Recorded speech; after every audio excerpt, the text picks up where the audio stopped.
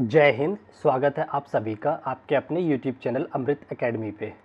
आज की इस क्लास में हम लोग जो सीटेड पेपर 2 की मैथमेटिक्स है उसमें जो मेन इम्पॉर्टेंट फार्मूले हैं जहां से बार बार क्वेश्चंस बनता है उसके बारे में डिस्कशन करेंगे। और सारे फार्मूले को मैंने एक साथ ले लिया है और मैं सारे फार्मूले को डिस्कस करके भी बताऊंगा कि इस पे कैसे क्वेश्चंस आते हैं। ठीक है, ये देखिए आपके सामने मैंने पूरी स्लाइड्स लगा रखी है, मैं एक बार दिखा देता हूँ आपके सामने। एक सेकेंड, देखिए ये सारे फार्मूले जहाँ से क्वेश्चंस बनते हैं मैंने एक ही साथ ले लिए। ये 5 से 10 मिनट की वीडियो होगी, आप लोग को ध्यान से बस एक पेज लेकर के बैठ जाना है और खुद से लिखिए। स्क्रीनशॉट तो ले ही लीजिएगा और साथ में पहली बात तो इन्हें खुद से नोट कर लीजिएगा। ठीक है, तो आज की क्लास को हम लोग शुरू करते हैं। तो देखिए आपके सामने क्या है, पहला हम जो ये देखिए सीटेट का हमने लिख रखा है।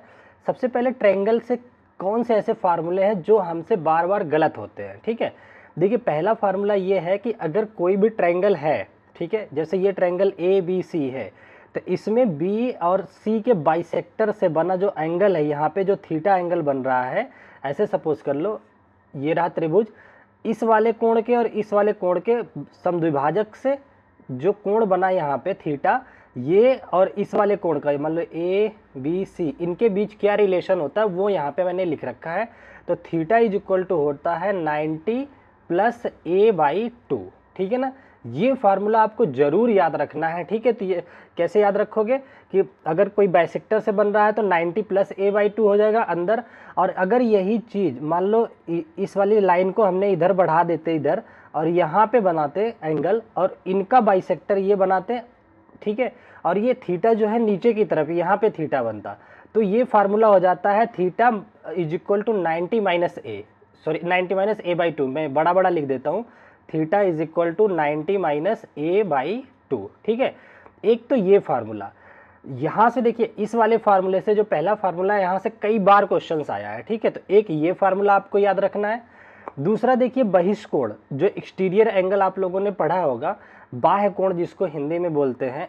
अगर त्रिभुज ए बी सी है और इसकी BC भुजा को हम और आगे तक बढ़ा के ले जाते हैं तो ये जो बाह्य कोण बनता है ना, ये सुदूर दो अंतः कोणों के योग के बराबर होता है। जैसे इनका नाम मैंने 1 ले लिया, इसका नाम 2 ले लिया, इस कोण का नाम 3 ले लिया, तो थीटा जो आपका हो जाएगा एंगल 1 प्लस एंगल 2 के बराबर हो जाता है। ठीक है ना, angle 1 plus angle 2 theta, theta को बोलते हैं बहिष्कोण बोलते हैं। ठीक है, और एक ये यूनिवर्सल चीज़ है, ये आप लोगों को सबको पता होता है, किसी भी त्रिभुज के तीनों अंतः कोणों का योग कितना होता है, 180 डिग्री होता है, 180 डिग्री होता है। एक तो ये आपको याद रखना है। ठीक है, अब एक चीज एक जगह से और क्वेश्चंस बनता है बार बार, उस पर बात कर लेते हैं कि कोई त्रिभुज कब बनता है। जैसे आपको मैं 3 साइड दे दूं, जैसे मान लो 3 4 5, 3 साइड दे दिया, तो इस पे त्रिभुज बनेगा कि नहीं बनेगा, एक यहाँ से क्वेश्चन पूछा जाता है। ठीक है, तो इसके लिए कंडीशन होती है कि किसी त्रिभुज की किन्हीं दो भुजाओं का योग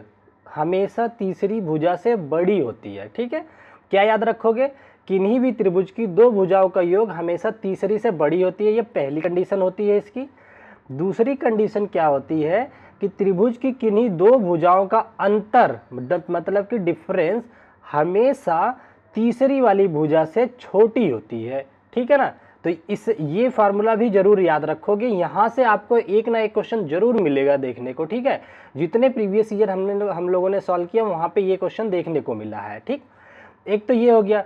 एक देखिए बहुफलक या पॉलीहेड्रॉन से क्वेश्चंस बनता है जिसको यूलर्स फार्मूला भी बोलते हैं।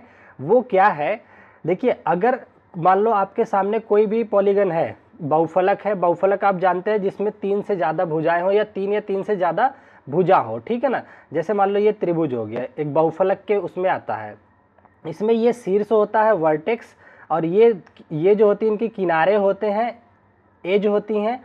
ठीक है ना, और ये जो फेज होता है ये फलक बोलते हैं, इसको फलक बोलते हैं। ठीक है ना, फलक मतलब होता है पृष्ठीय क्षेत्र होता है। ठीक है, तो एज, फलक और किनारे, इनके बीच में जो रिलेशन होता है इससे बहुत क्वेश्चन बनता है। ये क्या रिलेशन होता है ये याद रख लो, v plus F is equal to E plus 2।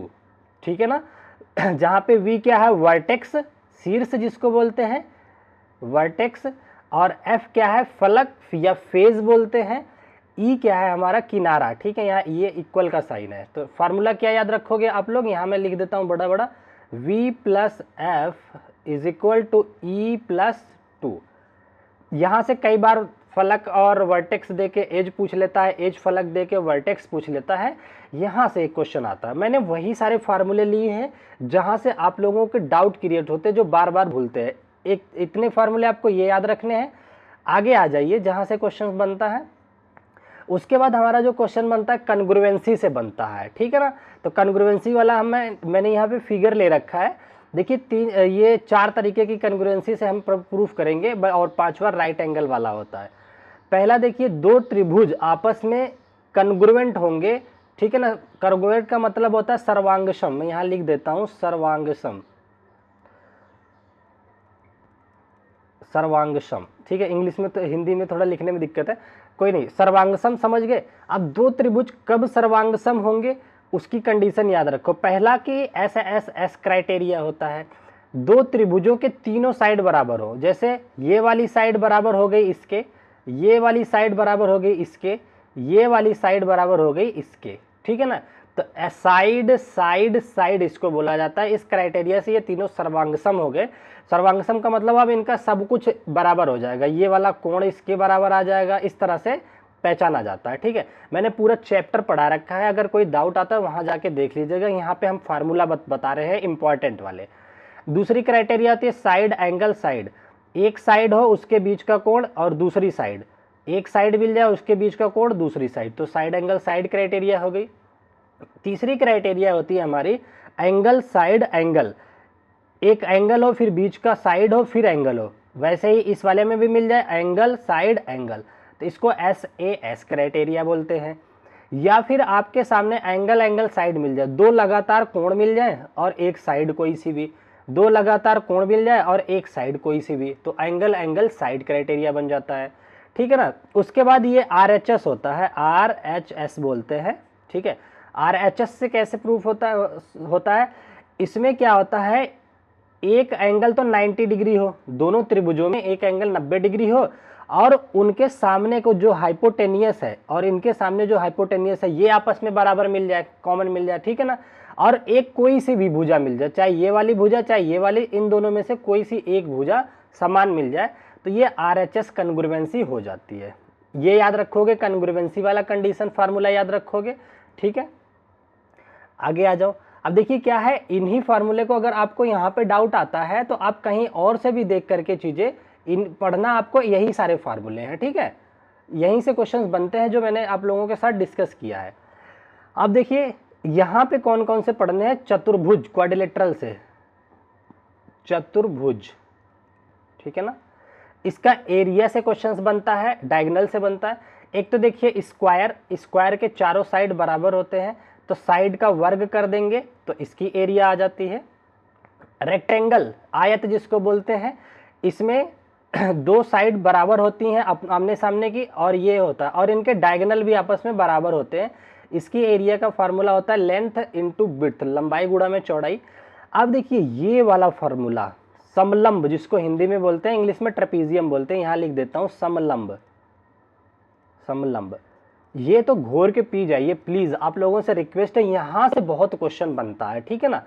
इसका फार्मूला क्या होता है ये देखिए, और अच्छे से मैं यहाँ बना देता हूँ एक बारी, ये बनता कैसे है। देखिए 2 पैरेलल साइड इस तरह से होती हैं, एक सेकेंड, अच्छा ये तो पैरेललोग्राम है, ये इसकी मैं बात कर रहा हूँ, ट्रेपीजियम की। ट्रेपीजियम सबसे ज़्यादा इंपॉर्टेंट है, ये तो पैरेललोग्राम, समलंब बोलते हैं ट्रेपीजियम को। इसको रब कर दीजिए, सॉरी ध्यान से नहीं, हाइट देख के बस वो करने लग गया। पैरेललोग्राम की तो B/H याद रखो, यहाँ से क्वेश्चन कम ही बनता है, यहाँ से क्वेश्चन बनता है ये वाला फार्मूला। देखिए इस तरह से इसका डायग्राम बनता है, जो कि फिगर में भी दे रखा है। ये वाली L और B ये दोनों आपस में पैरेलल साइड होती हैं, इनके बीच की ये हाइट H होती है। इसकी एरिया से फार्मूला क्वेश्चन बनता है हमेशा। एरिया का फार्मूला क्या होता है, 1/2 गुणा में sum of parallel side, A plus B, यहाँ पे ए बी ले रखा है, अगर यहाँ पे फार्मूला बनाऊंगा तो 1/2 ब्रैकेट में L प्लस बी इंटू में H आ जाएगा, सम ऑफ पैरेलल साइड इंटू में हाइट। ये फार्मूला तो कैसे भी करके प्लीज याद रखो आप लोग, ठीक है ना। 2-3 बार लिखो, जो मर्जी करो, ये याद रखो, ठीक है। उसके बाद एक समचतुर्भुज जिसको कि रोम्बस बोलते हैं वो याद रखो। इसका जो एरिया का फार्मूला होता है 1/2 गुणे d1 d2। रोम्बस क्या होता है देखिए, जिसकी चारों साइड आपस में बराबर होती हैं इस तरह से, और इसके जो डायगोनल होते हैं एक दूसरे को 90 डिग्री पे कट करते हैं। यहाँ पे देखो फिगर सही बना हुआ है, तो ये फार्मूला हो जाएगा 1/2 d1 d2। और काइट को याद नहीं रखना है आपको, यहाँ से क्वेश्चन नहीं बनता है। उसके बाद देखिए इसके मेंसुरेशन से आ जाते हैं, यहाँ से क्या बनता है, इसको काट दो, ये नहीं पूछा जाता आपसे, ठीक है। सबसे पहले क्यूब का फार्मूला याद होना चाहिए, इस तरह से होता है TS से 6a², CS से मतलब चारों फेज। ये मैं एक बार क्यूब आप लोगों के सामने दिखा देता हूँ जिससे आपको याद रहेगा TS से क्या था। जैसे अगर मैंने TS से बोला तो इसका टोटल सरफेस एरिया, ये वाली एरिया, ये वाली एरिया, ये वाली एरिया, ये सारी एरिया, ये TS से होता है। अगर मैं बोलूँ कर्व सरफेस एरिया, क्वेश्चन में लिख के आता है कर्व सरफेस एरिया, तो ये छत को और ये नीचे वाले को छोड़ देना, ये चारों दीवारों का जो हो जाएगा, ये आगे का, ये और ये चारों दीवारों का जो एरिया होता है इसे बोलते हैं इसका क्या, कर्व सरफेस एरिया। तो ये चीज़ आप लोग याद रखोगे, ठीक है ना। ये होता है 4a², ये याद रखोगे। और क्यूब का जो आयतन होता है, वॉल्यूम होता है, वो भुजा का क्यूब होता है, ठीक है। और डायगोनल होता है a√3, डायरेक्ट याद रखो, इसका भी डायगोनल कई बार क्वेश्चन बन जाते हैं। और सबसे इंपॉर्टेंट आ जाता है आपका क्यूबॉइड, क्यूबॉइड से क्वेश्चन पूछा जाता है। क्यूबॉइड एक इसी तरह से बॉक्स होता है, जैसा अभी बॉक्स दिखाया था। इसमें क्यूब में क्या होता है, सारे साइड इक्वल होता है, इसमें इक्वल नहीं होता। इसमें एक लेंथ होता है L और इसकी एक विड्थ होती है B, एक हाइट होता है H। तो इसके TSA की टोटल सरफेस एरिया की अगर बात किया जाए तो वो होता है 2LB + BH + HL। यहाँ लिख देता हूँ 2LB + BH + HL, ठीक है ना। ये याद रखोगे, ये होता है TSA ऑफ क्यूबॉइड, ठीक है ना, टोटल सरफेस एरिया। और इसका कर्व सरफेस इसका हाँ CSA होता है 2LB + H, ठीक है। ये भी याद रखना आपको, 2L + B इंटू में H, एक ये याद रखोगे। और इसका डायगोनल याद रखोगे √L² B² + H²। डायगोनल क्या होता है, √L² + B² + H², ठीक है। एक तो आप ये याद रखोगे, ठीक है। एक क्यूबॉइड का हो गया। और एक इंपॉर्टेंट होता है सिलेंडर। सिलेंडर से भी बार बार क्वेश्चन बनते हैं, कई बार तो डायरेक्ट फार्मूले पे क्वेश्चंस बन गए हैं, ठीक है। क्या याद रखोगे, सिलेंडर में इस तरह से H हाइट होता है, सिलेंडर का बेस फिगर देखा होगा आप लोगों ने। TS से क्या होता है इसका 2πr H + R होता है, ये याद रखोगे। CS से होता है 2πRH होता है, मतलब कर्व सरफेस एरिया चारों तरफ की, वो होता है 2πRH। और इसके वॉल्यूम की बात करें तो πr² होता है। तो ये भी आप लोग याद रखोगे, ठीक है ना। और एक फार्मूला आपको याद रखना है कोन का, ठीक है। कोन जिसको कि हिंदी में शंकु बोलते हैं और सिलेंडर को बोलते हैं बेलन, ये होता है बेलन, ठीक है ना। ये याद रखोगे। अब देखिए इसमें क्या होता है, शंकु का जो टोटल सरफेस एरिया होता है πr/L + R होता है, ठीक है ना। यहाँ लिख देता हूँ πr/L + R होता है, ये TS से होता है। अगर इसका CS से याद रखना πr/L, L कैसे निकालते हैं, √R² + H² से, ठीक है। वॉल्यूम की बात करें तो 1/3 πr²H, जो इसका वॉल्यूम होता है उसको 1/3 से भाग दे दो बस। जो सिलेंडर का वॉल्यूम होता है उसमें 1/3 और गुणा कर दोगे तो आ जाता है किसका, कोन का वॉल्यूम, ये याद रखोगे। उसके बाद स्फेयर याद रखोगे, गोला जिसको बोलते हैं, गोला। गोले का टोटल सरफेस एरिया होता है 4πr²।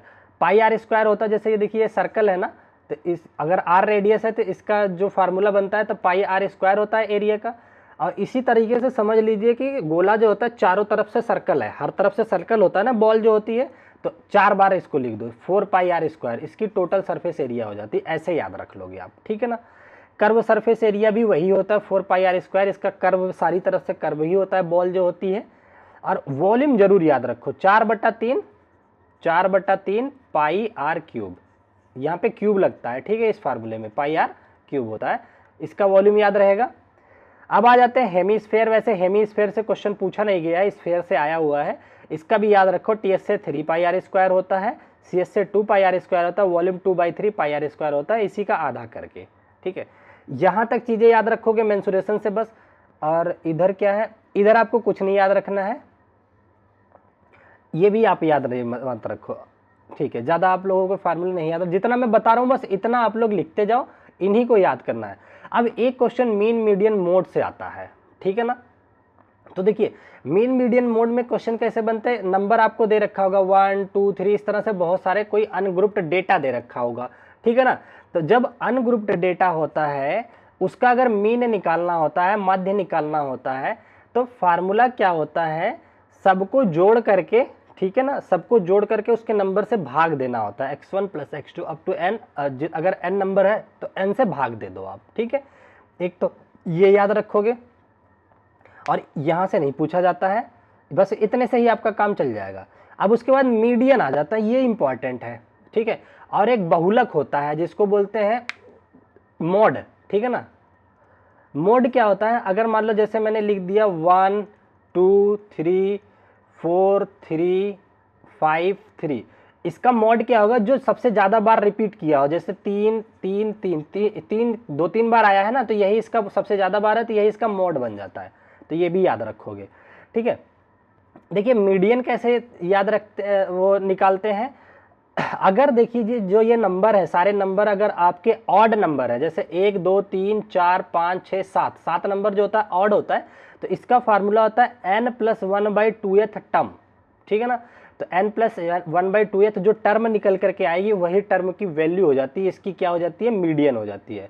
ये तो ऑड के लिए हो गया, लेकिन अगर ये नंबर इवन होते, यहाँ पे कोई एक और होता, अब जो 8 हो गया ना, तो इसका फार्मूला क्या होता है, n/2th टर्म, मैं यहाँ फिर से लिख देता हूँ, n/2th टर्म ये टर्म होती है, प्लस n/2 + 1th टर्म, ठीक है, और डिवाइडेड बाई 2, ये होता है इवन के लिए। एक तो ये याद रखोगे आप, ठीक है। इतनी चीजें हो गई। तो देखिए इतने फार्मूले आपको याद रखने हैं, और एक क्वेश्चन कई बार बन जाता है प्रोबेबिलिटी से, ठीक है। प्रोबेबिलिटी होता है, मान लो किसी काम के होने की जितनी संभावना होती है उसको ऊपर लगते हैं पॉसिबिलिटी ऑफ अकरिंग, और नीचे टोटल आता है हमेशा, ठीक है। एक ये फार्मूला याद रखोगे। बाकी जो फार्मूले हैं वो आपके नॉर्मल कैलकुलेशन बेस्ड है, वहाँ से आप कैलकुलेशन कर सकते हो, रूट निकालना हो गया, क्यूब निकालना हो गया, वहाँ से इतना डाउट क्रिएट नहीं होता है। ये फार्मूले बच्चों को ज़्यादा बोलते हैं, तो आप इसको वीडियो को अच्छे से देख करके एक शॉर्ट नोट बना लीजिए, 1 पेज का, सारी चीज़ें अपना उस पर लिख लीजिए आगे पीछे, और उसको अपने पास रखिए जब तक पेपर नहीं हो जाता है, ठीक है। 10-20 दिन में आपके पेपर हो जाएंगे, उसके बाद ये चीज़ें फ्री हो जाएंगी, उसके बाद आपको याद रखने की ज़रूरत नहीं है। जैसे ये सिलेबस अपना सीटेट का खत्म होता है, पेपर सीटेट का कंप्लीट होता है, फिर हम लोग यूपी में जो टीचिंग के एग्जाम है, बिहार में जो टीचिंग के है, उसमें जहाँ पे भी मैथ और साइंस आएगा, मैं सारा कंप्लीट बिल्कुल एनसीईआरटी बेस्ड पूरा कोर्स स्टार्ट करने वाला हूँ। तो इसलिए आप लोग चैनल को सब्सक्राइब जरूर कीजिएगा, ठीक है। तो आज की क्लास को हम लोग यहीं रखते हैं, फिर मिलेंगे अपनी नेक्स्ट वीडियो में। तब तक के लिए आप अपना ध्यान रखिए, bye bye, take care, thank you so much.